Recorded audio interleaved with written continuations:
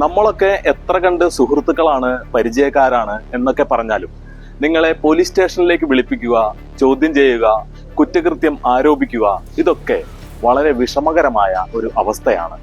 പോയി സൈബർ തട്ടിപ്പുകാരുടെ പണി ഇതാണ്. പോലീസായി അഭിനയിക്കുക, നിങ്ങളുടെ പണം തട്ടിയെടുക്കുക.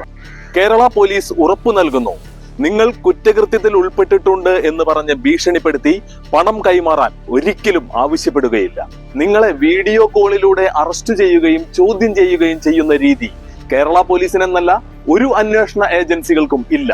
നിങ്ങൾ കുറ്റകൃത്യത്തിൽ ഉൾപ്പെട്ടാലും ഇല്ലെങ്കിലും നിങ്ങളുടെ ബാങ്ക് അക്കൗണ്ടിലെ പണം പരിശോധനയ്ക്കായി അയച്ചു നൽകാൻ ഒരിക്കലും ആവശ്യപ്പെടുകയില്ല. അടിയന്തര ഘട്ടത്തിൽ നിങ്ങൾക്ക് 24 മണിക്കൂറും വിളിക്കാവുന്ന നമ്പർ 112. നിങ്ങൾ സൈബർ കുറ്റകൃത്യത്തിന് ഇരയായാൽ വിളിക്കൂ 1930.